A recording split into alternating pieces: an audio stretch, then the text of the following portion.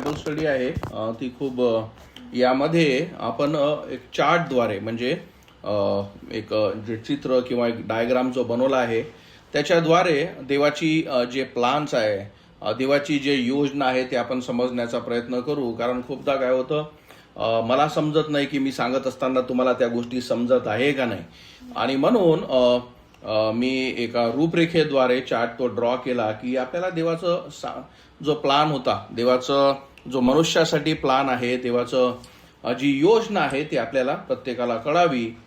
यासाठी का जेही एरर्स आहे किंवा ज्याही चुका आहे, जेही असत्य आहे, या सगळ्या गोष्टी, कारण शैतान काय आहे, खोट्यांचा देव, आणि तो सदैव देवाच्या शब्दाला काय करतो, ट्विस्ट करतो, म्हणजे पलटवतो. आणि थोडंसं एक लक्षात ठेवा, डिसर्नमेंट म्हणजे सत्य याला काय करणे, शोधणे किंवा सत्याला पारखणे. तर ते सत्याला पारखणे म्हणजे खोटं आणि सत्यात डिफरन्स नव्हे, तर सत्य आणि सारखंच सत्य पण त्यात खोटं असलेलं, या दोघांमध्ये अंतर समजणे. समजलं का? म्हणजे जर तुम्हाला मी ब्लॅक अँड व्हाईट आणि तुम्हाला म्हटलं की अरे या ब्लॅक अँड व्हाईटमध्ये काय फरक आहे सांगा बरं, कुठला आहे, तुम्हाला हे काय सोपी गोष्ट आहे, हा ब्लॅक आहे हा व्हाईट आहे, त्यात काही मोठी गोष्ट नाही, बरोबर. आणि शैतान काही एवढा मूर्ख नाही की तुम्हाला इतकं सोप्यारित्या किंवा असं खोटं काही तुम्हाला देऊन तुम्हाला फसवेल, कारण आपण इतके हे मूर्ख नाही की आपल्याला फसवता येईल. मग तो काय करतो, ब्लॅक अँड व्हाईट, जसं मी तुम्हाला उदाहरण दिलं, पण पांढरं जे आहे समजून घ्या, ते जर सत्य आहे तर पांढऱ्यासारखाच जर तुम्हाला एखादा कलर दाखवला, बरोबर, पांढऱ्यासारखाच जर तुम्हाला काहीतरी दाखवलं आणि म्हटलं की आता बघ, तर आता कठीण जातं की हेही पांढरं आहे आणि हेही थोडंसं पांढरंच दिसत आहे, सारखंच आहे, बरोबर. आणि याच्यामुळे म्हणजे इथे हा जो डिफरन्स आहे किंवा हे जे हा जो फरक आहे हे जाणणे हे फार महत्वाचं आहे, आणि त्याला म्हणतात सत्य ओळखणे. काळ्या आणि पांढऱ्यातला सत्य तर म्हणजे मला वाटतं आंधळा सुद्धा शोधून घेईल, कारण त्याला सुद्धा सेन्सेस असतात, त्याला सुद्धा त्या गोष्टी समजू शकतील. पण खरं चूक आणि किंवा खोटं आणि सत्यातलं शोधणं म्हणजे पांढरं आणि समजून घ्या, उदाहरण देत आहे, आणि पांढऱ्यासारखंच दिसणारं जे दुसरं आहे त्यामधलं जे खरं जे आहे ते शोधणे, ती गोष्ट फार महत्वाची आहे. कारण मी तुम्हाला जसं सांगितलं की शैतान तुम्हाला की एकदम असं विचित्र वेगळं गोष्ट आणून तुम्हाला फसवणार नाही, त्याला माहित आहे की तुम्ही फसणार नाही, बरोबर. म्हणून शैतान अशा गोष्टी करणार नाही, म्हणून तो अशा गोष्टी आणेल, अशा गोष्टी तो करेल की ज्याच्याद्वारे मनुष्य फसतो. जसं उदाहरण, हवेला, जसं आपण उदाहरणाद्वारे जेव्हा बघू, हवेला जेव्हा शैतानाने भुरळ घातली, बरोबर, जेव्हा त्याला भुरळ घातली तर देवाने काय सांगितलं होतं की बऱ्या वाईटाच्या झाडाचं फळ खाऊ नको, बऱ्या वाईटाचं जे झाड आहे त्याचं फळ खाऊ नको, जर खाल्ली तर तू मरशील. आता शैतान काय करतो, ती जी आज्ञा आहे की झाड आहे त्याच्यात न खाणे आहे, बरोबर, याच ज्या गोष्टी आहेत त्याने पलटून काय केल्या, त्या शब्दाला त्याने पलटवले. म्हणजे जर 3-4 शब्द असतं, जसं मराठीत काय होतं, आम्ही जेव्हा शिकवणी करत होतो किंवा तुम्ही शाळेत असाल तर एक वाक्य दिल्या जाते, बरोबर, ते वाक्याचे शब्द जे असतात ते काय असते, फिरवल्या जातात, आणि तो प्रश्न असा होता की ते वाक्य सरळ करा, बरोबर, तो वाक्य सरळ करा, कारण ते वाक्य जे आहे ते मिक्स केले, ते शब्द आडवे तेडवे आहेत, त्याचा अर्थ निघत नाही, म्हणून त्याला काय करा, सरळ करा, असा तुमच्या शाळेत मराठीत आपल्याला असा एक प्रश्न सुद्धा होता. तर तसा शैतान काय करतो, ते शब्द फिरवतो, म्हणजे जे तुम्हाला 4-5 शब्द दिले गेले, जी आज्ञा दिली त्यालाच फिरवतो, त्याच शब्दाचा काय करतो, त्या शब्दाला तो आडवं तिळवं करून, म्हणून त्याला हवेले काय म्हटलं की देवाने तुला कुठल्याच झाडाचं फळ खाऊ नये असं म्हटलं का, म्हणजे त्यात झाड आलं, फळ न खाणे आलं, बरोबर. म्हणजे वाक्य तेच आहे, देवाची आज्ञा काय आहे, बऱ्या वाईटाच्या झाडाचं फळ खाऊ नको, पण त्याने ते बऱ्या वाईटाचं काढून, बरोबर, कारण तो स्टेटमेंट पूर्ण होतो, ती आज्ञा पूर्ण होते, पण त्याने आता त्याच्यात प्रश्न टाकला की देवाने तुला असंच म्हटलं का की कुठल्याही झाडाचं फळ खाऊ नको. तर मग हवेने मग काय केलं, त्या गोष्टीत ती गुंतली आणि म्हणाले की नाही, देवाने असं नाही म्हटलं, पण देवाने असं म्हटलं की कुठल्याही झाडाचं फळ का, पण बऱ्या वाईटाचं जे झाड एक आहे त्याचं फळ खाऊ नको. आणि याच्यामुळे काय झालं, याच्यामुळे ते जे त्यांचं संभाषण चालू झालं, आणि मग त्याने त्यात खोटं टाकलं का नाही, असं काही होणार नाही, तू काही मरणार नाहीस, आणि त्याच्यात ती फसली. सांगण्याचं तात्पर्य, सैतान जो सदैव काय करतो, तुम्हाला असं काही वेगळं काही आणून देणार नाही, तर जे सत्य आहे त्याच्यात थोड्याशा गोष्टी मिक्स करून, त्याच्यात शंका टाकून आणि त्याच्यात थोडंसं चूक टाकून, वाईट टाकून, खोटं टाकून तो काय करतो, आपल्या समोर सत्य, जे सत्य नाही आहे हे दाखवण्याचा प्रयत्न करतो. आणि म्हणून हे समजणं आपल्याला फार आवश्यक आहे. आणि याच्यासाठी आपण काही गोष्टी, म्हणून या उदाहरणात ज्या मी तुम्हाला दिल्या, यातून मी तुम्हाला एक चार्ट शिकवतो. आता चार्ट म्हणजे एक डायग्राम मी तुम्हाला शिकवतो, म्हणजे त्याच्यामुळे तुमच्या डोळ्यासमोर राहील की याच्यामुळे की तुम्हाला समजणे आणि शिकणे की का हे सगळे चर्चेस, जे होली स्पिरिट किंवा जे अन्य भाषा किंवा जे पेंटिकॉस्टल किंवा हे असेंब्ली ऑफ गॉड किंवा हे सगळे लोक, हे जे यहुदी लोकांना जे दिलेले आश्वासनं, यहुदी लोकांना ज्या दिलेल्या प्रॉफेसीज, यहुदी लोकांना दिलेले जे वचने, हे जे देवाने त्यांच्यासाठी दिलेलं आहे आणि हे स्वतःच्या अंगाला लावून की हे आमच्यासाठी आहे, हे करून कसे हे फसल्या जातात आणि कसं यांना सैतान, कारण यांना सत्य माहीत नाही, कसा त्यांना तो फसवतो आणि सारखाच आत्मा, जो पण देवापासूनचा नाही, सारखंच वाटणारं सत्य, पण ते सारखं वाटणारं, सारखं नव्हे पण बायबलमधलं नव्हे, तर ह्या गोष्टी तो कशा फसवतो, या सगळ्या गोष्टी आपण या उदाहरणाद्वारे, जे आपण मी तुम्हाला दाखवण्याचा प्रयत्न करत आहे, त्याच्यातून आपण शिकू. आणि मग म्हणून मी तुम्हाला सांगतो की तुम्ही जर इथेही तुम्ही चुकत आहात, इथेही तुम्ही समजत नाही, तर आपली काय होऊन जाईल, फार आपल्याला या गोष्टीचा कदाचित त्रास नव्हे तर आपला खूप लॉस होऊन जाईल. कदाचित आपल्याला आपला आत्मा सुद्धा गमावा लागेल, कारण अनेकांना हा गमावा लागणार आहे, कारण त्यांना सत्य समजत नाही, सत्य शिकण्याची, समजण्याची त्यांची इच्छा नाही. तर आपण या डायग्रामद्वारे आपण हा जो देवाचा जो प्लान आहे, बरोबर, हा जो आहे मी तुम्हाला समजवण्याचा काय करतो, प्रयत्न करतो. तर इथे तुमच्या समोर एक बिलकुल सोपी एक गोष्ट दिलेली आहे. काय दिलेली आहे इथे, तर हा समजून घ्या, एक जो प्लान आहे, एक परिस्थिती देवाने समजून घ्या. तर आपण काय शिकत आहोत का, देवाचा मानव जातीसाठी प्लान काय होता, आणि याच्याद्वारे आपण सगळ्या गोष्टी पुढच्या काय आहोत समजणार आहोत की देवाचा मानव जातीसाठी प्लान काय होता. तर इथे आपण बघतो, तर जसं आदाम झाला, आणि आपल्याला जसं माहित आहे, आदामापासून तर अब्राहमापर्यंत देवाने काय केलं, पूर्ण मनुष्य जातीसोबत त्याने डील केलं. म्हणजे त्याच्या प्रत्येक मनुष्य जाती सोबत त्याने वेगवेगळ्या रीत्या, जे आपण नोवाचा तारू, सगळ्या गोष्टी आपण बघतो. पण आपण जो खरा जो प्लान देवाचा चालू झाला, तो अब्राहमापासून तो आपण बघत आहोत. ठीक आहे. तर इथे आपण जर तुमच्या डोळ्यासमोर हे असेल, तर पहिले इथे बघतो आपण अब्राहम. तर देवाने काय केला, म्हणून या गोष्टीकडे तुम्ही लक्ष द्या, आणि हे दिसावं म्हणून मी जितकं तुमच्यासाठी मोठं होत असेल तर या गोष्टीकडे लक्ष द्या. तर अब्राहम, तर देवाने काय केलं, अब्राहमाला आश्वासन दिलं. अब्राहमाला काय आश्वासन दिलं की तुझ्यापासून मी काय करेल, तुझ्यापासून मी राष्ट्र निर्माण करेल, आणि त्या राष्ट्रातून तो काय म्हणाला की पूर्ण जग आशीर्वादित होईल. तुझ्यापासून राष्ट्र निर्माण करेल आणि तुझ्यापासून काय होईल की पूर्ण जग आशीर्वादित होईल. तर हा देवाचा काय प्लान होता. तुमचे जे ज्यांचे अनम्यूट नाही ते म्यूट करा, कारण दुसऱ्यांना त्रास होऊ नये. तर अब्राहमाला देवाने काय दिलं, आश्वासन दिलं.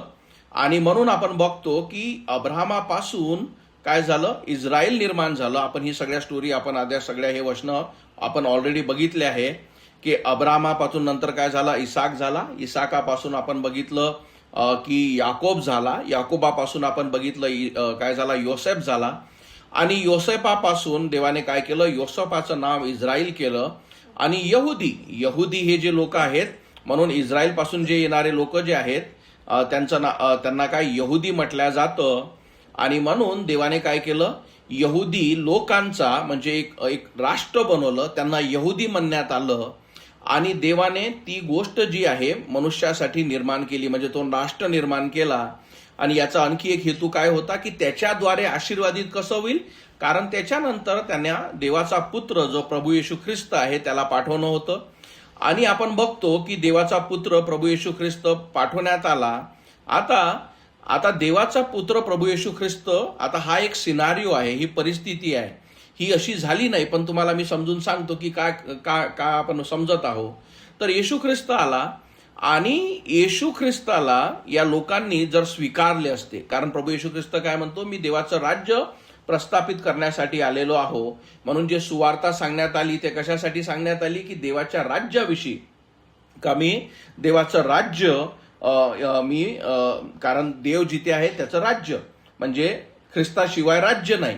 आणि आपल्याला जसं कळतं, कारण खऱ्या रीतीने काय झालं की येशू ख्रिस्ताला त्यांनी नकारलं, पण तो जी खरी परिस्थिती आहे त्याला थोड्या वेळ दूर ठेवून आपण काय करू, की समजा त्यांनी काय केलं असतं, इस्रायलने येशूला स्वीकारलं असतं, म्हणजे याचाच अर्थ आता देवाचं राज्य प्रस्थापित झालं असतं. म्हणजे याला काय म्हणतात, विन विन कंडिशन. म्हणजे काय, की सगळं बरोबर चाललं.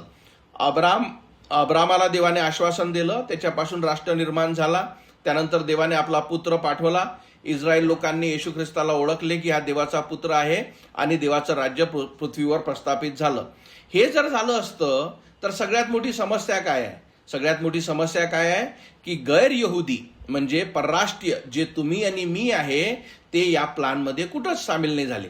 बरोबर, कारण अब्रामापासून यहुदी आले, यहुदीपासून इस्रायल आला, इस्रायलपासून देवाने देवाचा पुत्र येशू ख्रिस्त पाठवला यरूशलेममध्ये आणि त्याने त्याची सुवार्ता सांगितली आणि त्याने सांगितलं की मी देवाचा पुत्र आहे. या लोकांनी त्याला स्वीकारलं, देवाचं राज्य प्रस्थापित झालं. मग हे जर झालं असतं, ही जी पहिली परिस्थिती, हा जो सिनारिओ तुमच्या समोर टाकत आहे, याच्यामुळे सगळ्यात मोठी समस्या काय आहे सध्याच्या कंडिशनमध्ये, तुमच्या आणि माझ्यासाठी काही प्लॅनच नाही. बरोबर, तुम्ही यहुदी नाही, इस्रायल सोबत आपला काही संबंध नाही, आपण परराष्ट्रीय आहे.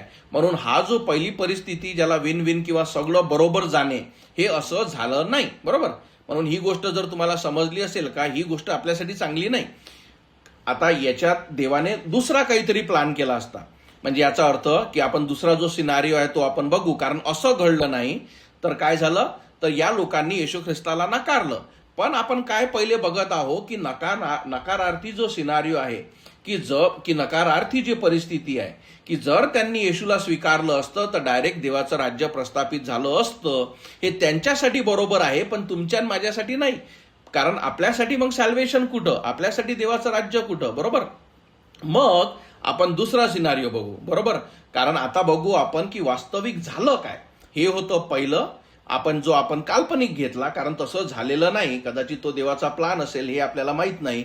पण तसं न झाल्याने काय झालं, तर पुन्हा एकदा देवाने एक मनुष्य निवडला ज्याचं नाव अब्राहम होतं. विश्वासाने त्याने विश्वासाने तो तारल्या गेला. देवाने त्याला वचन दिलं की तुझ्यापासून मी राष्ट्र निर्माण करेल. अब्रामाला जे संतती झाली त्याला काय झाला, इसाक झाला. इसाकाला योसेफ झाला, याकोब झाला. याकोबाला योसेफ झाला. योसेफापासून इस्रायल झालं. तर हा जो प्लॅन कशासाठी होता, की एक राष्ट्र निर्माण व्हावं. आणि मग इस्रायल राज्य देश आहे तो देवाने बनवला आणि देवाचा पुत्र प्रभू येशू ख्रिस्त आला. आणि आपण बघतो की अपेक्षा काय होती, की त्यांनी त्याला स्वीकारावे, म्हणजे देवाचं राज्य प्रस्थापित व्हावं. पण तसं न होता काय झालं, की दुसरा हा जो सिनारिओ आहे, येशू ख्रिस्ताला त्यांनी काय केलं, नाकारलं. बरोबर, म्हणजे येशू ख्रिस्ताला त्यांनी नाकारलं. आता हे जे देवाचं राज्य, इथे काय दिलं, आपण क्रॉस टाकला या चित्राद्वारे.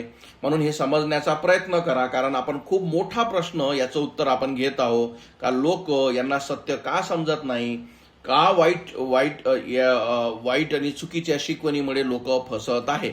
म्हणून आपण हा जो सिनारिओ आहे हा आपल्यासाठी आहे. म्हणजे ही परिस्थिती का आपल्याला माहित आहे की येशू ख्रिस्ताला यहुदी लोकांनी नाकारले. आता या नाकारल्यामुळे म्हणजे काय झालं, तुमचं नाकारणं म्हणजे यहुदी लोकांचं नाकारणं आपल्यासाठी आशीर्वादित झालं. बरोबर, म्हणजे असं गोष्ट झालं का तुमच्यासाठी ताट वाढण्यात आलं, पण तुम्ही जेवले नसल्यामुळे ते काय पुढच्या लोकांना जे उपाशी आहेत त्यांना सरकवण्यात आलं आणि त्याच्याचमुळे आपण आशीर्वादित झालो, आहे की नाही. जसं मागे मी तुम्हाला उदाहरण दिलं होतं, जेव्हा जी स्त्री होती ती येशू ख्रिस्ताकडे आली आणि तिने काय म्हटलं की, आणि ती काय होती, परराष्ट्रीय होती. तिने म्हटली की माझी जी मुलगी आहे ती फार आजारी आहे आणि तिला तू वाचव, तिला तू बरी कर. इस्रायलाच्या दाविदाच्या पुत्रा, आणि त्याने काय म्हटलं की जे जे जे जेवण आहे, जे अन्न आहे बरोबर, ते जे आहे ते कुत्र्यांना देण्यासाठी नाही आहे, बरोबर. तिने काय कुत्र्यांना म्हणजे प्रभू येशू ख्रिस्त काय सांगत होता की मी यहुदी लोकांसाठी आलो, तू परराष्ट्रीय आहे, तुमच्यासाठी नाही. तर तिने काय म्हटलं की जे टेबलवरचं जे सांडलेलंही जे खाली आहे म्हणे तेही जर कुत्र्याला भेटलं तरी कुत्रे आनंदित राहतील. तर त्यातून तिची परीक्षा घेण्यात आली, आणि त्या एका उदाहरणातून आपल्याला कळतं की प्रभू येशू ख्रिस्त देव जो आहे तो इस्रायलसाठी आला, बरोबर.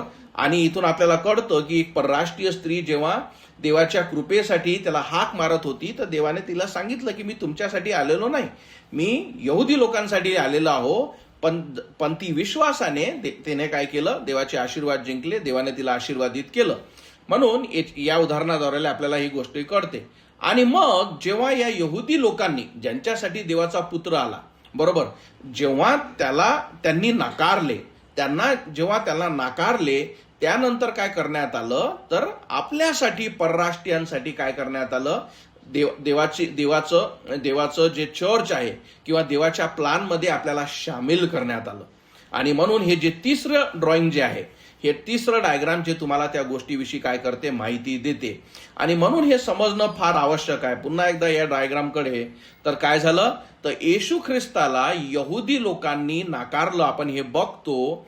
आणि म्हणून देवाचं जे राज्य आहे, जे इथे प्रस्थापित होणार होतं, इथे आपण ह्या जो एरो किंवा ह्या गोष्टी बघतो, या दोघांच्या मध्ये काय टाकण्यात आले, परराष्ट्रीय. म्हणजे ही जी गॅप जी पडली, बरोबर, ही गॅप जी पडली, याच्यामध्ये काय करण्यात आलं, परराष्ट्रीय म्हणजे चर्च, कृपेचा अवधी, म्हणजे तुम्हाला आणि मला काय करण्यात आलं, सामील करण्यात आलं. तुम्हाला आणि मला सामील करण्यात आलं.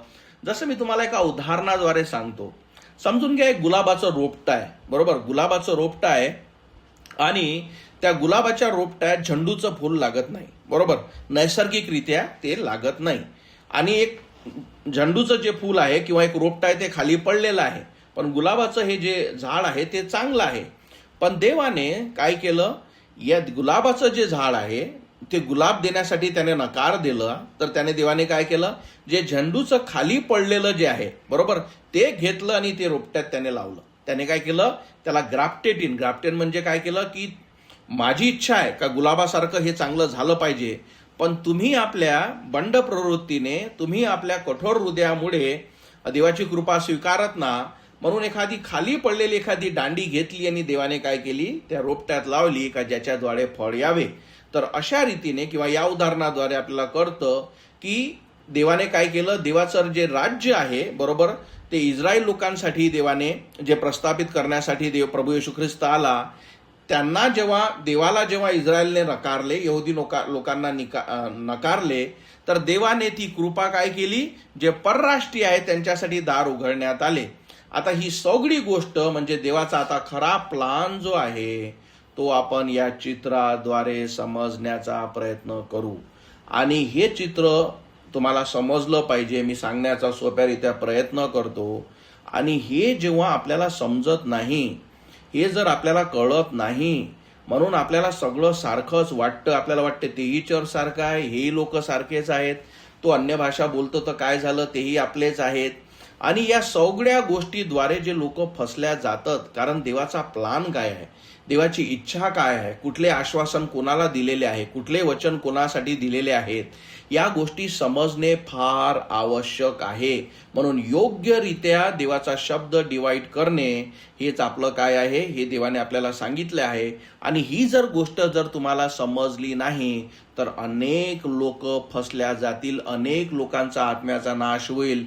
आणि आजची परिस्थिती आहे, अनेक जे चर्चेसमध्ये बसले आहेत त्यांना समजतच नाही काय चालू आहे, त्यांना समजतच नाही का देवाचे वचन काय आहे. जसं मी तुम्हाला एक उदाहरण सांगतो, इथं पुढे जाण्याच्या आधी, मी अमरावती बॅप्टिस्ट चर्च हे माझं एक चर्च आहे, लहानापासून त्या चर्चमध्ये होतो. मला वाटते 20-25 वर्ष त्या चर्चमध्ये माझे गेलेत.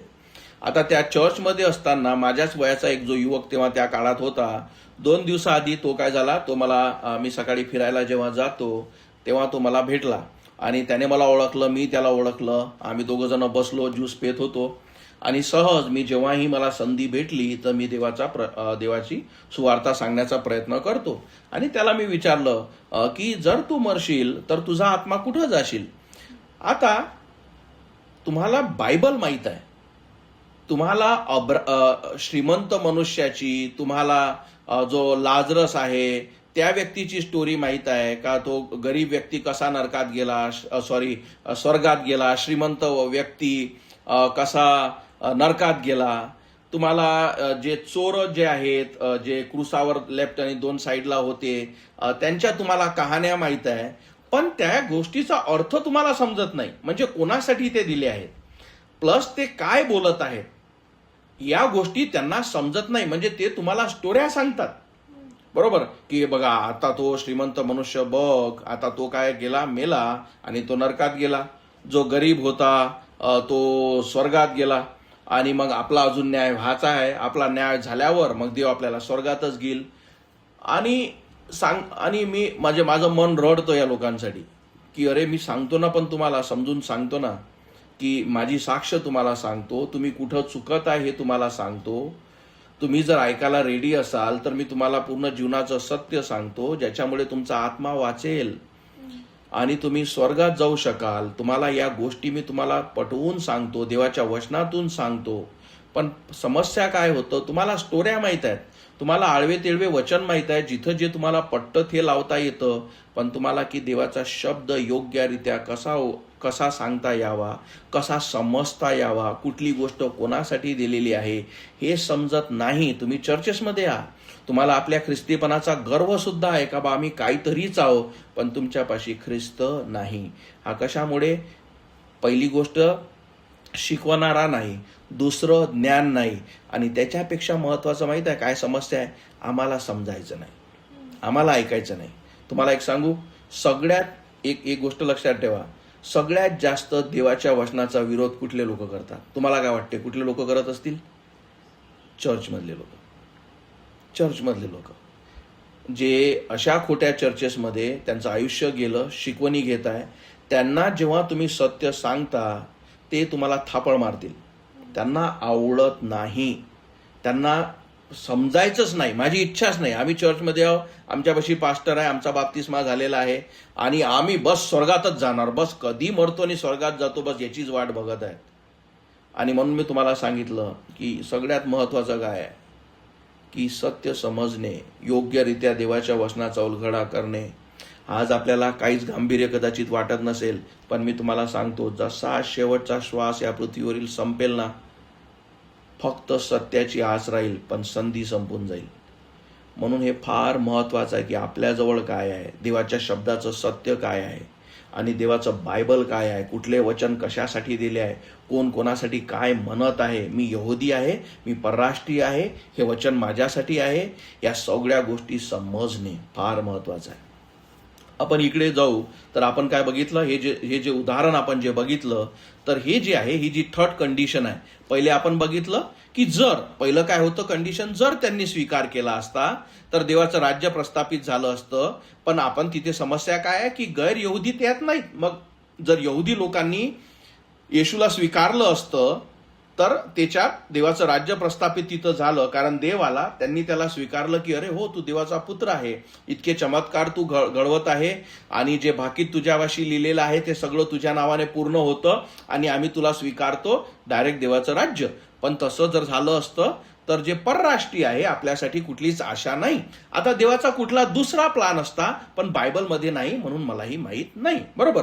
पण दुसरी कंडिशन काय, दुसरा सिनारिओ किंवा परिस्थिती का जे खरी झाली म्हणजे काय, त्यांनी नाकारलं. आणि त्यांनी नाकारल्यामुळे देवाने काय केलं, देवाचं राज्य जे आहे त्याला थांबा दिला. देवाचं राज्य यहुदी लोकांसाठी होतं आणि त्यांनी काय केलं, परराष्ट्रीय म्हणजे तुमच्या आणि माझ्यासाठी कृपेचा जो पिरियड आहे किंवा जी देवाची दया आहे ती त्यांच्यापासून आपल्याला देण्यात आली.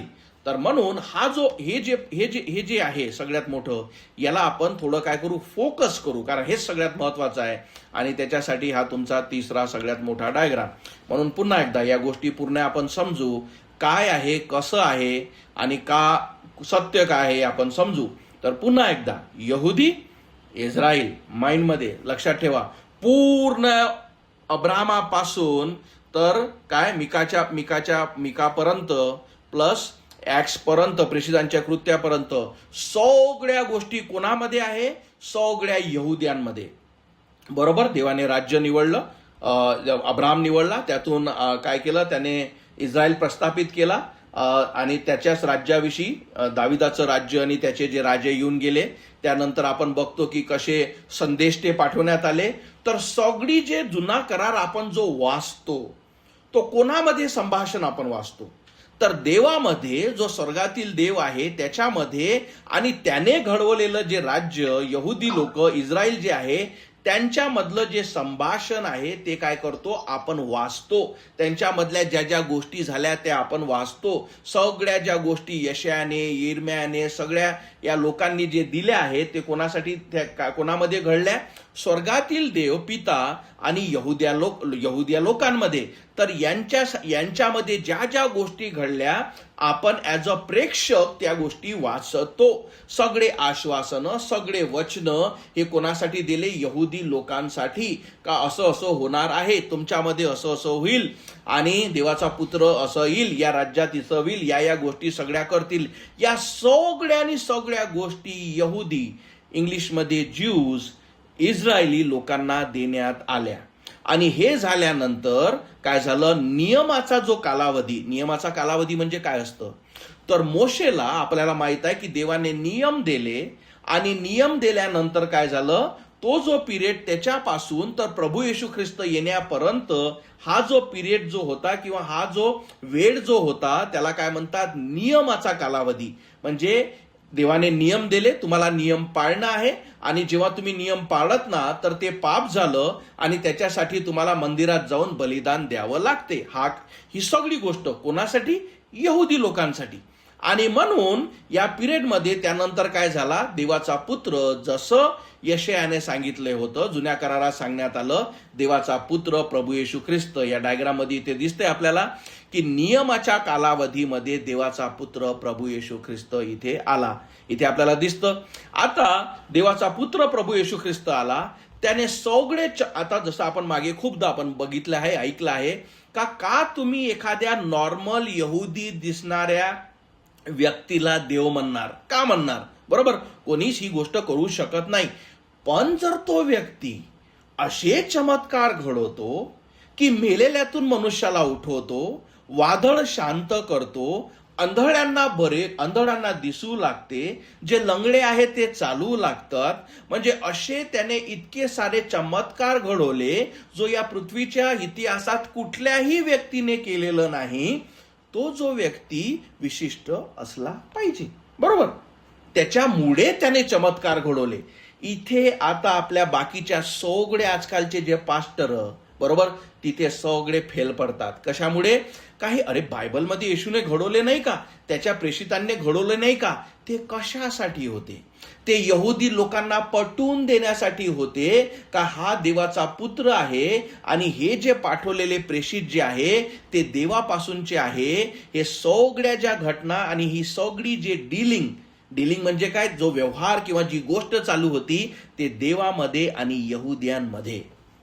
आणि मग हा जो देवाचा पुत्र, पहिले त्याने आपल्या चमत्काराद्वारे, दुसरं त्याने आपल्या शिकवणीद्वारे, तिसरं त्याने त्याच्याविषयीच्या ज्याही भाकीत झाल्या, प्रॉफेसी झाल्या, त्या सगळ्याद्वारे यहुदी लोकांना, कोणाला, यहुदी लोकांना पटवण्याचा प्रयत्न केलं का मी देवाचा पुत्र आहे, तुमच्या मध्ये राज्य आहे. त्याचा अर्थ काय होता की तुमच्यामध्ये हा जो उभा आहे राज्य तुमच्यामध्ये आलं. आणि म्हणून जो त्याच्या आधी जो युहान्ना बाप्तिस्मावाला, तो काय म्हणत होता की पश्चाताप करा कारण देवाचं राज्य तुमच्या जवळ आलेलं आहे. याचा अर्थ काय, कारण त्याच्यानंतर प्रभू येशू ख्रिस्त येणार होता. तर हे सगळं कोणामध्ये घडलं, सगळं यहुदींमध्ये आणि प्रभू येशू ख्रिस्तामध्ये. तुम्ही आणि मी कोण आहे, परराष्ट्रीय. आपण फक्त ती स्टोरी बघत आहोत, वाचत आहोत की यांच्यामध्ये काय झालं. आपण माहित आहे कसे आहोत, त्या बाईसारखे जे तुम्हाला मी सांगितलं, ते येते येशूला दया मागते, ती देवाकडे बघत आहे की आम्हालाही दयेची गरज आहे. पण देव म्हणतो पहिले या लोकांसाठी, यहुदी लोकांसाठी मी आलो, जे हरवलेले आहेत, जे इस्रायल आहेत त्यांच्यासाठी मी आलेलो. आता हे सगळ्या गोष्टी होत असताना या लोकांना, यहुदी लोकांना इतक्या साऱ्या गोष्टी देवाने दाखवल्या, तरी यांनी काय केलं, देवाला मानलं नाही. त्याने जे चमत्कार घडवले ते पवित्र आत्म्याच्या साह्याने घडवले आणि यांनी म्हटले का हा सैतानाच्या साह्याने सामर्थ्याने हे कार्य करत आहे. म्हणून त्यांनी काय केलं, जसं आपण बोललो, पित्याला नकारलं जुन्या करारामध्ये, पुत्राला नकारलं नवीन करारामध्ये, आणि नंतर पवित्र आत्म्याला नकारलं जे त्याच्याद्वारे त्याने कार्य केलं. आणि या तिघांनाही त्याने पिता पुत्र पवित्र आत्मा तिघालाही नकारल्यानंतर, बरोबर, आणि नकारण्यामध्ये सगळ्यात त्यांनी काय केलं की त्यांनी देवाच्याच पुत्राला, कारण तो स्वतःला देव म्हणत आहे, आणि यहुदी लोकांसाठी हा नियम होता की जर एखादा कुठलाही व्यक्ती स्वतःला देव म्हणतो तर त्याला मृत्यूदंडाची शिक्षा द्यावी. आणि त्याच्यामुळे यांनी देवाला मानलं नाही आणि प्रभू येशू ख्रिस्ताला काय केलं, त्यांनी क्रूसावर टांगलं, क्रूसावर त्यांनी मारलं. म्हणून इथे आपण बघतो की येशूला त्यांनी नाकारलं आणि इथे क्रॉस घडला, बरोबर. आणि देव कशासाठी आला, तो म्हणतो मी माझं राज्य, कारण तुम्ही माझे लोक आहात, बरोबर. जो दाविदाचं जे सिंहासन आहे तिथे मी बसणार आहे, खरा राजा मी आहे, आणि या लोकांनी ते नाकारलं. आणि त्याच्यामुळे आता काय झालं, नियमाच्या कालावधीमध्ये प्रभू येशू ख्रिस्त आला, देवाचं राज्य प्रस्थापित करण्यासाठी आला. या लोकांनी त्याला नाकारलं आणि यांनी काय केलं, प्रभू येशू ख्रिस्ताला क्रूसावर टांगलं. आणि म्हणून या गोष्टीसाठी आता काय, कुठल्या गोष्टीसाठी, देवाच्या राज्यासाठी, जे देवाची पहिली योजना जे आपण बघत होतो त्याला काय देण्यात आला, थांबा म्हणजे काय, पॉज, स्टॉप नाही. स्टॉप म्हणजे काय असतं की थांबून टाका, आता नको. पॉज म्हणजे आपण माहिती आहे रेकॉर्डिंग मध्ये आपले एक बटन असते, पॉज म्हणजे थोड्या वेळेसाठी, बरोबर. कारण देव आपले प्रॉमिस विसरत नाही. अब्राहमाने त्याला जे प्रॉमिस केलं तो विसरत नाही. देव न बदलणारा देव आहे. पण तुम्ही जेव्हा ख्रिस्ताला नकारता, देवाच्या पुत्राला नकारता, तुम्हाला आता प्रकोपातून जावं लागेल. तुमच्यासाठी पहिले सरळ रस्ता होता, आता तुमच्यासाठी सरळ मार्ग राहणार नाही.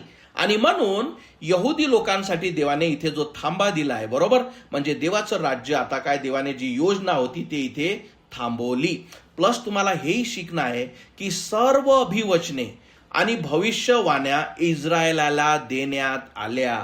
जे आपण पुढे अन्य भाषाविषयी, जे आपण सगळे चमत्काराविषयी पुढे आपण बघणार आहोत, ते तुम्हाला समजणार नाही जोपर्यंत ही जी गोष्ट आहे की कोणामध्ये तुमच्यासाठी देण्यात आल्या का, तुमच्यासाठी ते भाकीत होतं का, या सगळ्या गोष्टी या तुम्हाला समजल्या पाहिजे. म्हणून या सगळ्या गोष्टी कोणामध्ये होत्या, पूर्ण कहाणी कोणासाठी आहे, उत्पत्तीपासून तर जसं सांगलं मिकाच्या शेवटच्या पुस्तकापर्यंत सगळे कोण आहेत, सगळे यहुदींसाठी, बरोबर, सगळे यहुदींसाठी. परराष्ट्रीयांसाठी काय काय आहे तिथे जरा विचार करा. परराष्ट्रीय मारण्यात आले, बरोबर, कारण ते काय करत होते, देवाविरोधी होते. आणि त्यातल्या फक्त काही लेडीज आणि काही लोक घेण्यात आली ज्यांनी विश्वासाद्वारे जो इस्रायलचा देव, बरोबर, त्यांच्यावर विश्वास ठेवला. मग आपण ही गोष्ट जर तुम्हाला समजली असेल, म्हणून आजची जे परिस्थिती आहे, यहुदी लोक आजही ख्रिस्ताला मानत नाही. प्लस त्यांना समजण्याची देवाने काय केलं, की त्यांच्यावर अंधार आणण्यात आला. त्याला डिसेप्शन म्हणतात, की तुम्हाला आता समजणार नाही. पण देवाने काय केलं, पेत्राला, बरोबर, जी गोष्ट आपण बघणार आहोत, पेत्राला कॉर्नेलियसच्या घरी पाठवून देवाने काय केलं, परराष्ट्रीयांसाठी हा जो हिरवा जो एरो दिसत आहे, चर्चचा कृपेचा अवधी हा ओपन करण्यात आला. आता काय करण्यात आलं, म्हणजे तुम्ही आणि मी कुठेच प्लॅन मध्ये नेतो, पण देवाने काय सांगितलं, आता सुवार्ता सुद्धा बदलली. पहिले काय होतं, देवाचं राज्य तुमच्यामध्ये आलेलं आहे. ते कुठं होतं, नियमाच्या कालावधीमध्ये. देवाचं राज्य तुमच्यामध्ये आला म्हणजे काय, की स्वतः देवाशिवाय राज्य थोडी, देव प्रभू येशू ख्रिस्त आला, त्याला स्वीकारा म्हणजे तुम्हाला स्वर्गाच्या राज्यात प्रवेश मिळेल. पण आता देवाच्या राज्यावर पॉज किंवा थांबा करण्यात आला आणि प्रभू येशू ख्रिस्ताला क्रूसावर मारण्यात आलं. आणि तो तुमच्या आणि या जगाच्या प्रत्येक पाप्यासाठी क्रूसावर मारण्यात आला. आणि देवाने क्रूसावर काय म्हटलं, इट इज फिनिश, म्हणजे हे संपूर्ण झालेलं आहे. आता जोही विश्वासाने हाक मारेल तो वाचवला जाईल. म्हणजे आता तो यहुदी असो किंवा परराष्ट्रीय असो, आता देवाचं राज्य याला थांबा देण्यात आला. आणि जोही कृपा म्हणजे काय असते, कृपेची डेफिनेशन समजून घ्या. कृपा म्हणजे लायकी नाही, कोणाचीच लायकी नाही स्वर्गात येण्याची. कोणी स्वतःच्या कार्याद्वारे येऊ शकत नाही, स्वर्ग बघू शकत नाही, त्याच्यात जाऊ शकत नाही. म्हणून अशी गोष्ट ज्याची आपल्यापाशी लायकी नाही ती गोष्ट आपल्याला भेट म्हणून देणे याला कृपा म्हणतात. समजलं? हे आपल्यासाठी कधीच नव्हतं, पण देवाची हे कृपा झाली आणि त्यांनी काय केलं की चर्च, आणि म्हणून चर्चची काय झाली, या चर्च विषयी किंवा कृपेच्या कालावधी साठी कुठेच बायबलमध्ये काय दिलं, काय जरी अभिवचने काही असतील पण कुठेच क्लिअर केलेलं नव्हतं. देवाने जरी अभिवचन दिलं कुणाला, अब्राहमाला, की तुझ्यापासून राष्ट्र आशीर्वादित होतील, पण कसे होतील ते इथे आपल्याला समजतं. म्हणून जेव्हा पॉल येतो, जो आपल्यासाठी प्रेषित पाठवण्यात आला, तो म्हणतो की मी तुम्हाला मिस्ट्री सांगतो. मिस्ट्री म्हणजे रहस्य जे देवाने त्याच्यासाठी उलगडलं. आणि मग त्याने काय केलं, सगळे जे परराष्ट्रीय म्हणजे तुम्ही आणि मी, त्यांना काय केली, देवाची सुवार्ता, की अरे हे सगळं यहुदींमध्ये जे घडलं ते सगळं आहे, पण तुमच्यासाठी आता तुम्ही या. आणि जो देवाचा पुत्र जो इस्रायलमध्ये आला, ज्याने यरुशलेममध्ये जन्म घेतला, तो नाझरीन येशू जो आहे, तो जो क्रुसावर मारण्यात आला, हा विश्वास ठेवा की हा देवाचा पुत्र आहे. हा विश्वास ठेवा की तो तुमच्या आणि माझ्यासाठी मारण्यात आला. हा विश्वास ठेवा की तिसऱ्या दिवशी तो मरणातून उठला आणि तो तुमच्या पापाची क्षमा करू शकतो, जर तुम्ही विश्वासाने त्याला हाक माराल की येशू प्रभू आहे, मी विश्वास ठेवते आणि तो मला स्वर्गाची राज्य देऊ शकते, माझ्या पापाची क्षमा करू शकते. आणि कुठलाही जगाचा व्यक्ती याच एका विश्वासाद्वारे ख्रिस्ताजवळ येऊ शकतो. याला म्हणतात कृपेचा पिरियड. म्हणजे जो यहुदींचा प्लान आहे तो पूर्ण थांबवण्यात आला आणि देवाने चर्चचं किंवा कृपेचं, देवाच्या दयेचं जे दार आहे पूर्ण जगासाठी उघडून दिलं का कोणीही. म्हणून योहान 3:16 म्हणतं की देवाने जगावर, इस्रायलवर नव्हे, देवाने जगावर एवढी प्रीती केली की त्याने आपला एकुलता एक पुत्र दिला, यासाठी का जो कोणी त्यावर विश्वास ठेवतो त्याचा नाश होऊ नये, तर त्याला सार्वकालिक जीवन प्राप्त व्हावे. आणि म्हणून इस्रायलला थांबा देण्यात आला, कृपेचा कालावधी ओपन करण्यात आला, देवाचे राज्य काही काळासाठी थांबण्यात आले.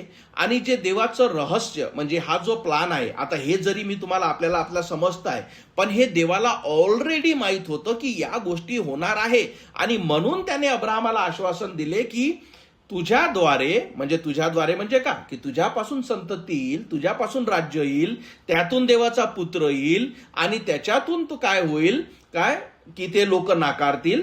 म्हणजे ह्या देवाच्या प्लॅनमध्ये ऑलरेडी होतं. आणि परराष्ट्रीयांसाठी देवाचं राज्य किंवा चर्च किंवा संधी तारणाची ओपन केल्या जाईल.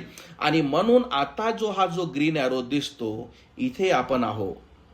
आता इथे होतं खूप साऱ्या. तुम्हाला जेव्हा कृपेचा पिरियड आणि तुम्हाला जे चर्चचं काय दिलं आहे, पत्र दिलं आहे, त्याद्वारे तुमचं चर्च चालतं, त्याद्वारे तुम्हाला ख्रिस्ती जीवन समजलं पाहिजे. आणि म्हणून जे आपण बोललो होतो, करंथियन, इफिशियन्स, गलती करास, रोम करास, हे लोक काय आहेत, तर हे जे आहे परराष्ट्रीय जे सेव्ह झाले किंवा ज्यांचं तारण झालं, ते पत्राद्वारे पॉल त्यांना लिहित होता की ख्रिस्ती जीवन कसं जगावं हे आपल्यासाठी देण्यात आलं. पण जर मी जातो, आता चुका कुठं होतो, बरोबर, अरे प्रेषितांचे कृत्य 2 मध्ये अन्य भाषा हे लोक बोलले. आपण पुढे त्या गोष्टी बघू. यहुदी लोक होते, यहुद्यांसाठी ते आश्वासन देण्यात आलं, यहुद्यांचा तो देव होता, ते त्यांच्यासाठी चिन्ह होतं, यासाठी का त्यांना कळावं की आता देवाचं राज्य नव्हे तर तुमच्यावर देवाचा न्याय येणार आहे. हे सगळं जोएल जो संदेष्टा होता त्यांना सांगितलं होतं. या सगळ्या गोष्टी त्यांच्यामध्ये घडत होत्या. ते आश्वासनं त्यांच्यासाठी होते, ते भाकीत त्यांच्यासाठी होते. जे भाषा बोलणारे ते लोक यहुदी होते, जे ऐकणारे ते यहुदी होते, ज्या भाषा बोलण्यात गेल्या त्याही जगिक होत्या. आणि त्या लोकांना त्या गोष्टीचं ज्ञान झालं की आपल्यासाठी हे भाकीत सांगण्यात येणार होतं. त्या लोकांनी पश्चाताप केला आणि चर्चमध्ये ते सामील झाले.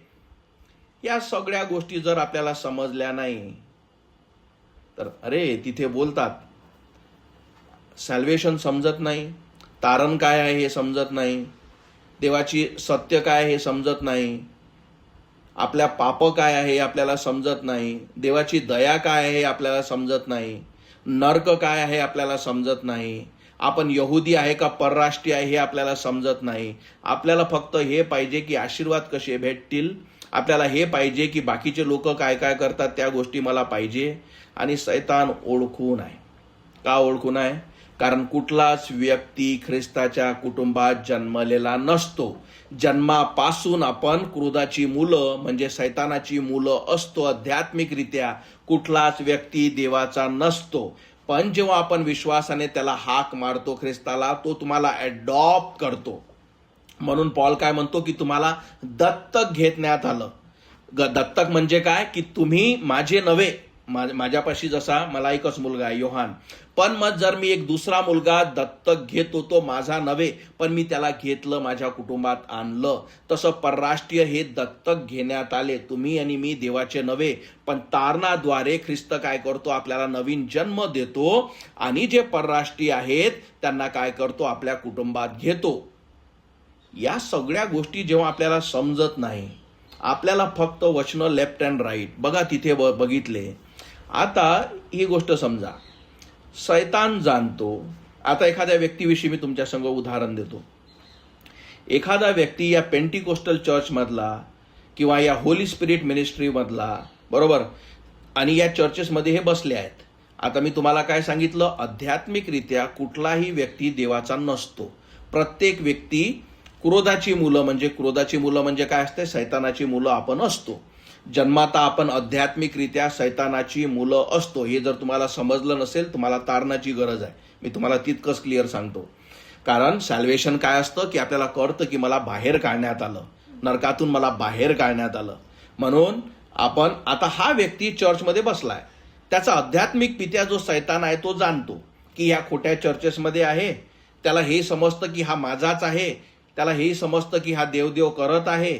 आणि खोटे संदेष्टे, बरोबर, त्यांना हे अन्य भाषाविषयी, चमत्काराविषयी आणि काय ते भरभराटीच्या सुवार्तेविषयी अशा अनेक वेगवेगळ्या सुवार्ता सांगतात. आध्यात्मिकरित्या आंधळा हा व्यक्ती, सैतान त्याचा आध्यात्मिक बाप असतो. त्याच्यामुळे हे लोक, सैतान काय करतो, त्यांना फसवतो. प्रेषितांची कृत्ये 2 मध्ये म्हटल्या जाणारी भाषा हे जगिक भाषा होती. आजच्या युगामध्ये जी भाषा ज्याला अन्य भाषा म्हटल्या जाते त्याला ते काही लोक त्याला एंजेलिक किंवा जिब्रिश म्हणतात. असा कुठलाच कन्सेप्ट, एकही वचन बायबलमध्ये नाही. पण काही ना काही तिथं वेगळं होतं आणि म्हणून आम्हाला काहीतरी वेगळं पाहिजे आणि सैतान या गोष्टीमुळे फसवतो. किती सारे विचार करा, पास्टर आपल्या भारतातल्या मोठ्या मोठ्या मिनिस्ट्रीज आहेत, बरोबर, सरळ चर्चमध्ये जातात, एक आळवा तेळवा शरीराला आवडणारा संदेश सांगतात आणि शेवटी अबल अबल अबल एल बासलापसा, बरोबर, प्रार्थना करून काहीच त्यांना समजत नाही काय करत आहे.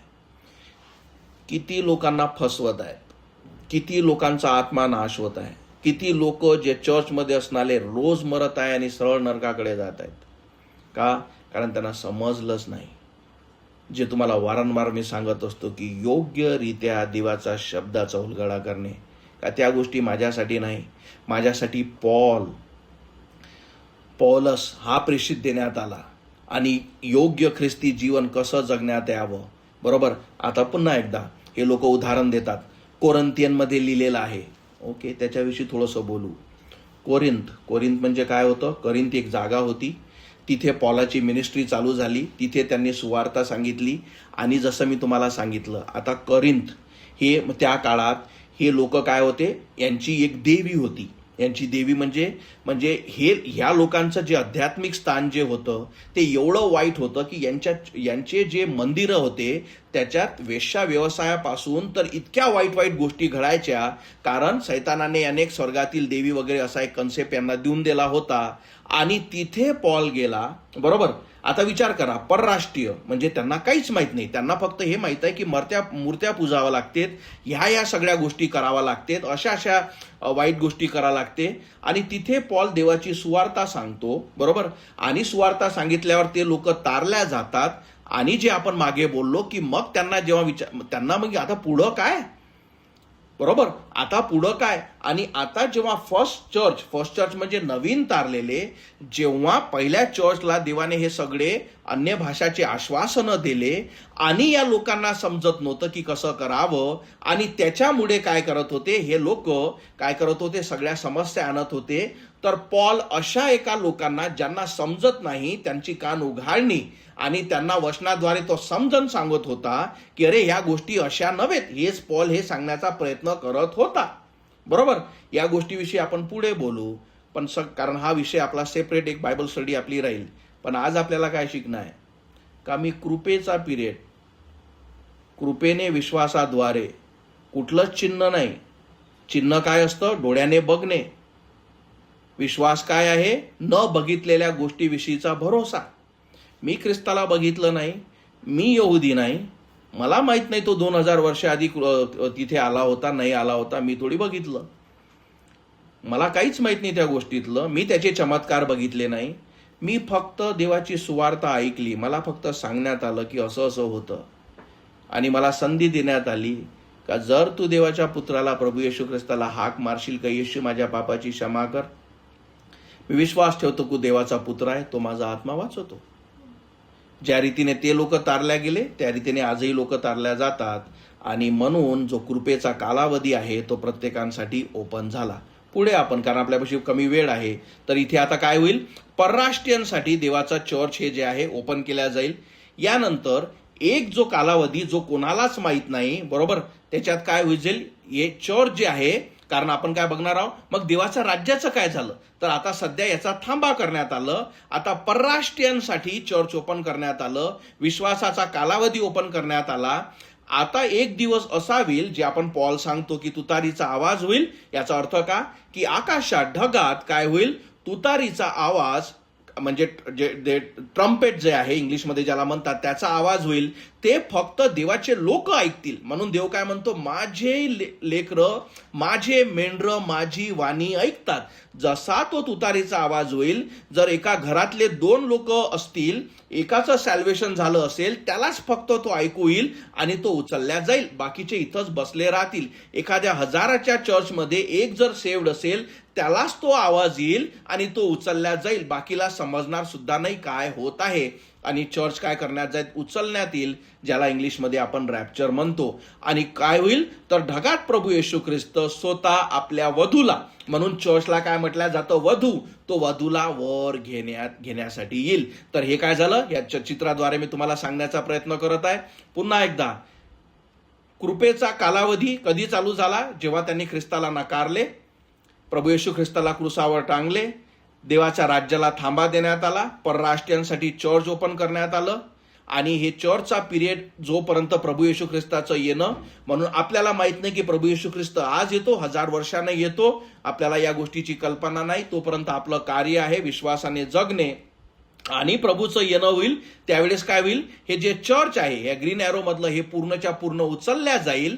आता पुन्हा एकदा देवाचा जो प्लान आहे देवाच्या राज्यासाठी, कारण मी तुम्हाला काय सांगितलं, देव न बदलणारा देव आहे.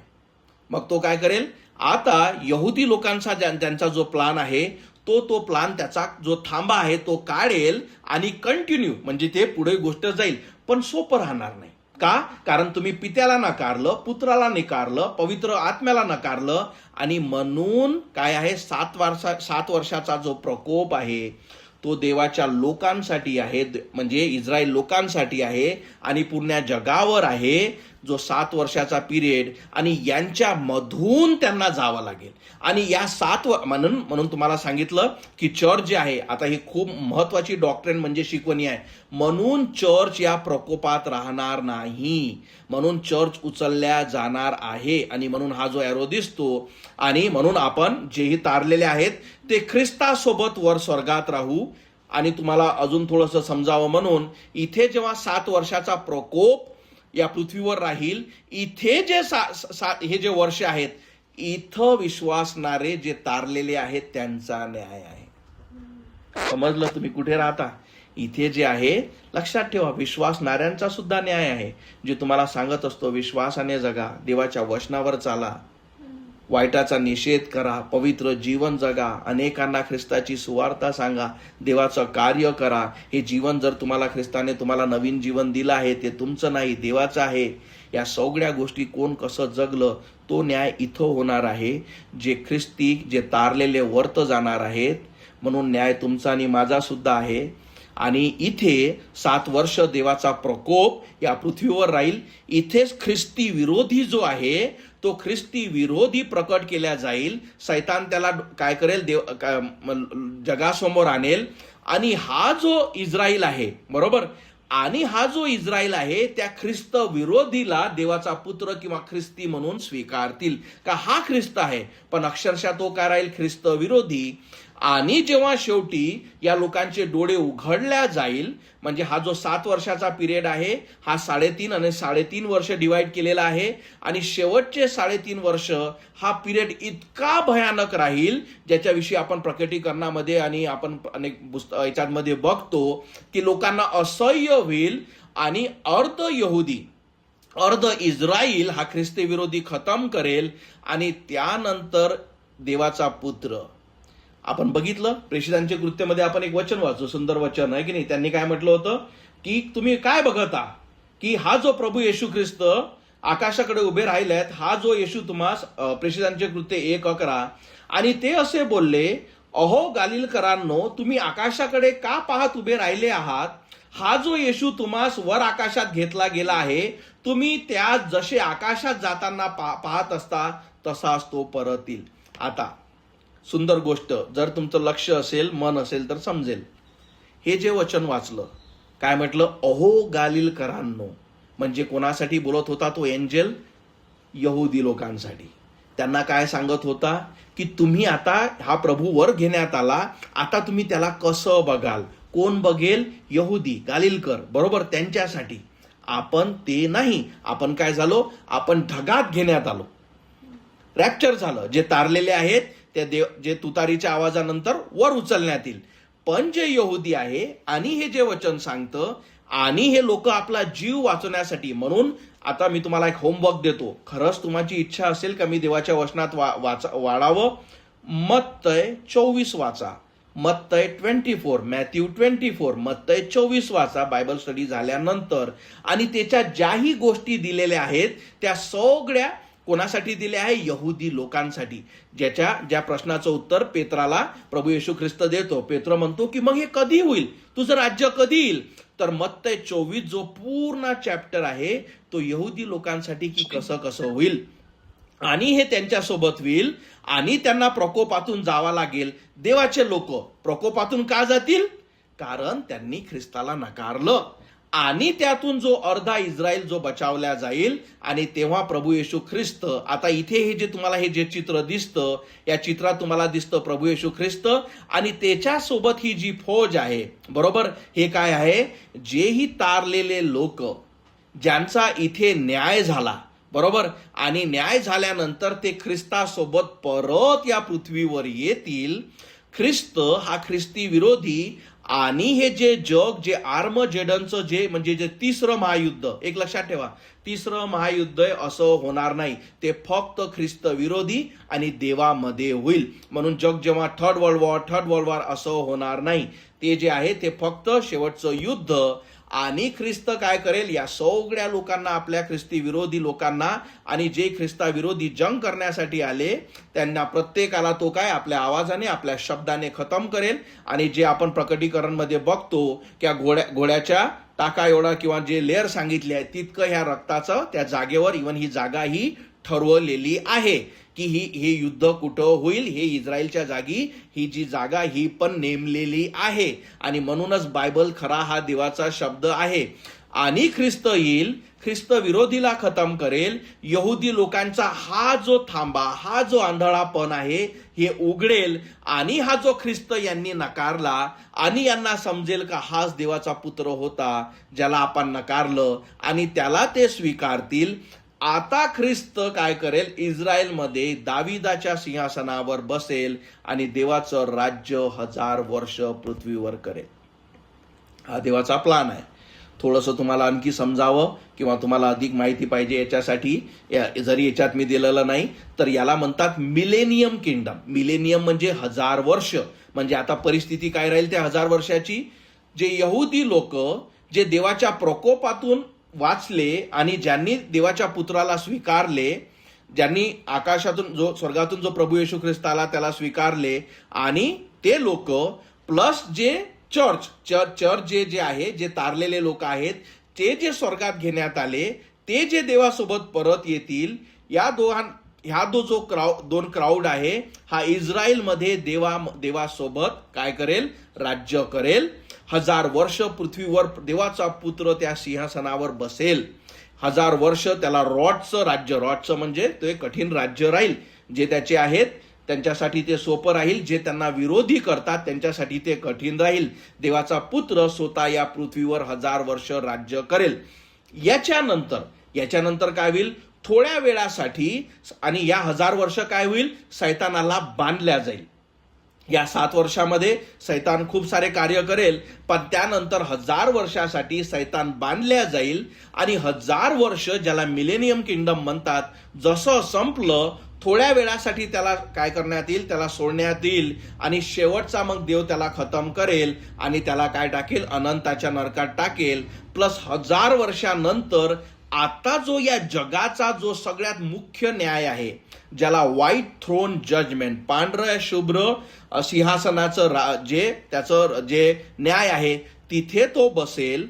आणि आदामापासून तर या जगातील शेवटच्या मनुष्यापर्यंत प्रत्येक व्यक्ती जो आहे तो शरीर आणि आत्म्यामध्ये त्याच्यासमोर उपस्थित केल्या जाईल.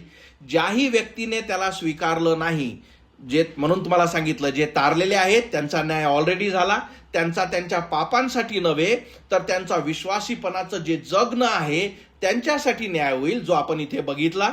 जेव्हा रॅप्चरच्या नंतर जो होईल, म्हणजे आपला न्याय वरती राहील, खाली देवाचा प्रकोप पृथ्वीवर राहील, त्या लोकांचा नव्हे. पण ज्यांनी ख्रिस्ताला स्वीकारलं नाही, मग तो कुठलाही व्यक्ती असो, तो प्रत्येक व्यक्तीच्या न्यायाच्या सीट समोर उभा राहील. देवाला तो न्याय देईल. म्हणून वचन सांगतं की आपापल्या कृतीप्रमाणे प्रत्येक व्यक्ती त्याच्यासमोर न्याय देईल. आणि ख्रिस्त त्या व्यक्तीला दुसरं मरण, आणि जे आपण शेवटचं बघतो प्रकटीकरणामध्ये, की ज्यांचे नावं जीवनाच्या पुस्तकात लिहिलेले नाही त्यांना अनंताच्या नरकात टाकल्या जाईल, जिथे सैतानाला ऑलरेडी टाकलेला आहे. आणि हे दुसरं मरण राहील. आणि हा देवाचा प्लान आहे. याच्यानंतर पुन्हा एकदा आणखी तुम्हाला फक्त या गोष्टी समजाव्या. याच्यानंतर नवीन पृथ्वी, नवीन स्वर्ग, नवीन जागा, जिथे पाप नाही, तिथं फक्त तेच लोक ज्यांनी ख्रिस्ताला स्वीकारले. हे नवीन स्वर्ग, नवीन पृथ्वी, न्यू हेवन, याची निर्मिती देवाची आहे, जे यशायाने सांगितलेलं आहे. आणि तिथे अनंतासाठी ज्यांनी त्याला स्वीकारलं, तो प्रत्येक व्यक्ती त्यांच्या सोबत राहील. हा देवाचा प्लान आहे या पृथ्वीसाठी. हा देवाचा प्लान आहे मनुष्य जातीसाठी. म्हणून मला ठाऊक नाही की तुम्हाला यातल्या किती गोष्टी समजल्या. हे चित्र मी तुम्हाला पाठवतो, रेकॉर्डिंग मी तुमच्यासाठी पाठवतो. पण सगळ्यात महत्त्वाचं काय आहे की आपल्याला समजणे की हा देवाचा जो प्लान आहे हा कोणासाठी आहे? हा तुमच्या आणि माझ्यासाठी, या पृथ्वीवरील प्रत्येक व्यक्तीसाठी. आणि या प्लानमध्ये मी आहे कुठे? मी चुकीच्या शिकवणीमुळे, एक लक्षात ठेवा, चुकीच्या शिकवणीमध्ये, चुकीच्या चर्चेसमुळे, चुकीच्या कुठल्याच व्यक्ती तारल्या जात नाही. कारण मी तुम्हाला काय सांगितलं, जन्मतः आपण प्रत्येक सैतानाची मुलं असतो. आणि जोपर्यंत आपण ख्रिस्ताला हाक मारत नाही की येशू माझा आत्मा वाचव, माझ्या पापाची क्षमा कर, कारण तारण कृपेने विश्वासाद्वारे, सुवार्ता काय आहे का प्रभू येशू ख्रिस्त आपल्यासाठी मारण्यात आला, गाळण्यात आला, 3ऱ्या दिवशी मरणातून उठला. जो हृदयाने ग्रहण करतो, मुखाने कबूल करतो, तो वाचवल्या जाईल. ही आहे सुवार्ता परराष्ट्रीयांसाठी. त्यांच्यासाठी काय होतं की देवाचं राज्य तुमच्यासाठी जवळ आलेलं आहे. आणि म्हणून योहान्ना बॅप्टिस्मावाला काय करत होता की पश्चाताप करा, कारण देवाचं राज्य जवळ आलेलं आहे. सुवार्तेमध्ये फरक समजतो, कारण ती यहुदींसाठी दिलेली होती. त्या सगळ्या वचनं, ते सगळ्या गोष्टी त्यांच्यासाठी दिलेल्या होत्या. आपल्यासाठी पॉल पाठवला. आपल्यासाठी देवाचं जे क्रुसावरचं मरण, कृपेचा पिरियड, आपल्याला संधी दिली. आणि जोही व्यक्ती त्याला विश्वासाने हाक मारतो, येशू माझा आत्मा वाचव, माझ्या पापाची क्षमा कर, मी पापी आहे, मला नरकात टाकू नको, मला ख्रिस्ता तुझी गरज आहे, मी विश्वास ठेवते की तू देवाचा पुत्र आहे. आणि जोही विश्वासाने हाक मारेल तो या जो प्लान मी तुम्हाला देवाचा सांगितला त्याच्यात तो काय करतो, त्याला सामील करतो. विचार करा, एक डिसिजन, बरोबर. या सगळ्या गोष्टीमध्ये काय असते, फक्त एक निर्णय. विचार करा, हे किती महत्वाचं आहे की एकदा आपली आत्मिक स्थिती समजणे, एकदा हे समजणे का मला देवाची का गरज आहे, बरोबर. आणि विचार करा, एक डिसिजन एका व्यक्तीची त्याचं अनंतकाळचं जीवन बदलून टाकतो. कुठलाच व्यक्ती मरत नाही, आत्मा कधी मरत नाही. फरक फक्त हे आहे, तुम्ही कुठं आपलं अनंताचं जीवन घालवता. अनंत म्हणजे न संपणारा पिरियड, न थांबणारा पिरियड. आणि म्हणून हे फार महत्वाचं आहे की या देवाच्या योजनेमुळे मी कुठे आहे, बरोबर, मी कुठल्या गोष्टीवर विश्वास ठेवत आहे, योग्य उलगडा, राईटली डिवायडिंग. म्हणून वचन सांगतं की सत्य तुम्हाला कळेल आणि सत्य तुम्हाला काय करेल, सगळ्या वाईटापासून बाहेर काढेल. मी आशा करतो की ही जे समजण्याचा शिकवण्याचा मी प्रयत्न केला आहे, देव तुम्हाला सहाय्य करो की आपल्याला समजो आणि तुम्ही ते निर्णय घ्या, त्या डिसिजन घ्या, कारण तुमच्या आत्म्यासाठी की योग्य काय आहे आणि देवाचं वचन काय आहे, कुठल्या गोष्टी कोणासाठी दिलेल्या आहेत. आणि म्हणून हे समजणं फार आवश्यक आहे. देव तुम्हाला आशीर्वादित करो. आपण इथे थांबू. आणि मी आशा करतो की डीप बायबल स्टडी होती, पण मी हे डायग्राम काढून, कारण मी खूपदा तुम्हाला सांगण्याचा प्रयत्न करतो पण मला समजत नाही की कदाचित तुम्हाला समजेल का, आणि म्हणून या डायग्रामद्वारे मी तुम्हाला समजवण्याचा प्रयत्न केला. मी तो चित्रही तुम्हाला पाठवेल, रेकॉर्डिंगही तुम्हाला पाठवेल. आणि जसं मी तुम्हाला सांगितलं, सगळ्यात महत्त्वाचं काय आहे की देवाचा प्लान काय आहे आणि मी तिथे कुठे आहे. पण हेही समजलं नाही तर काही फरक पडत नाही. देव हे म्हणत नाही की माझा प्लान समजून तू ये, बरोबर. तो काय म्हणतो, पहिले समजून घे की तुझी आत्मिक स्थिती काय आहे. आणि जेव्हा आपल्याला आपल्या पापाची स्थिती दिसते, आणि दुसरी गोष्ट, मी वारंवार हे खोटे चर्चेस आणि या गोष्टीविषयी का सांगत असतो, कारण जर तुम्हाला मी हे शुगर कोटेड, बरोबर, शुगर कोटेड म्हणजे काय, गोड गोड तुम्हाला कानाला आवडणारे भाषणं आणि संदेश जर दिले, त्या व्यक्तीला त्या खोट्या चर्चमध्ये कधीच जाणीव होत नाही का मला तारणाची गरज काय आहे, माझे पाप काय आहे, त्याला कधीच समजणार नाही. तो एक तुम्हाला शेवटी मी उदाहरण देतो. जो व्यक्ती या खोट्या चर्चेसमध्ये सगळ्या ड्युटी करत आहे, चांगला जगण्याचा प्रयत्न करत आहे, तो दान देत आहे, त्याचा बाप्तिस्मा झालेला आहे आणि तो त्या चर्चमध्ये ऍक्टिव्ह आहे, चांगला मेंबर आहे, हा व्यक्ती कधीच त्या ज्ञानामध्ये येणार नाही का मला तारणाची गरज काय आहे. पण जेव्हा देवाचं सत्य, देवाचे वचन, म्हणून चर्च काय असलं पाहिजे, हॉस्पिटल. चर्च हे मनोरंजन गृह नव्हे का जिथे म्युझिक लावून मी तुम्हाला तुमच्या शरीराला, तुमच्या मनाला आनंदित करण्यासाठी. चर्च हे मनोरंजन गृह नव्हे, चर्च हे हॉस्पिटल असले पाहिजे जिथं पापी बरे केल्या जातात. समजलं. म्हणून हे फार महत्वाचं आहे. आणि म्हणून सत्यात वागा, सत्यात वाढा. आणि देव तुम्हाला आशीर्वादित करो. आपण इथे थांबू, प्रार्थना करू. आणि मी आशा करतो की आजचे जे बायबल स्टडी आपण केली तुमच्यासाठी उपयोगाची असेल. आपण प्रार्थना करू.